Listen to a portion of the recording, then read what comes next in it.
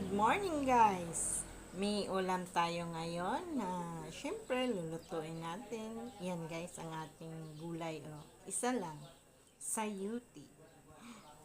Yan. Tapos meron tayong onion. Ang ating ahos ay inilagay ko na sa kawali. At may ano tayo. Ano ba yan? Chinese pichay. Tapos ang ating lechon paksiw na ihalo ko. Yan guys, So, dito guys, inilagay ko na ang ahos. Yan. Halo-haloin lang natin. Simple lang. Tapos, again, ang ating bombay. Hinalo-halo ko na din. Yan. Tapos, ang ating nilang bahan. Ayan.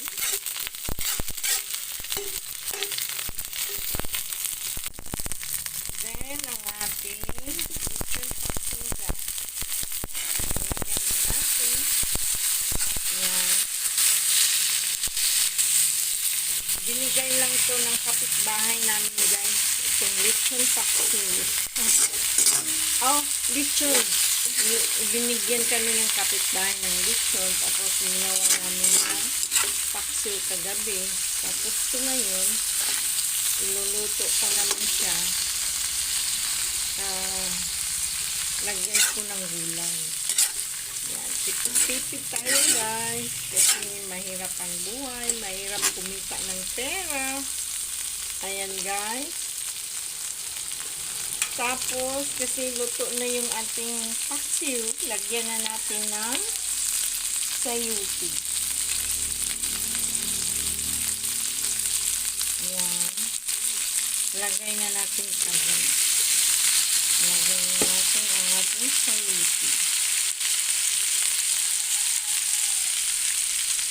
Tapos, haluin lang din. Ganyan.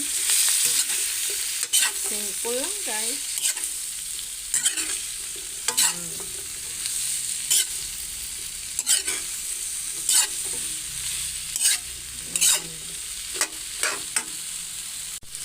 Tapos guys, lagyan nga pala natin ng sili para medyo anghang-anghang. Maanghang siya ng konti.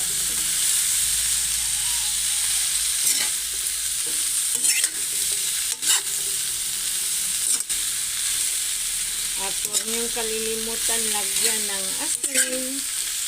Siyempre guys, para maluto, kailangan talaga siyang takpan. Tapos ngayon, buksan na natin. Yan. Nilagyan ko na yan ng guys ng tuyo. Yan. Okay na. Yan na. Yan na siya guys. Halo-haloin lang. Simple lang talaga guys. At ito na guys, ang ating finished product. Ayan guys. Sayuti with lechon paksiw na inulit ko ang pagkakaluto guys. Ginawa kong ginisadong sayuti. Ayan. Ano bang makukuha natin guys sa sayuti? Health tips tayo muna. Ang sayuti po ay makakatulong sa BP, sa kidney function, at sa digestion po. Ayan.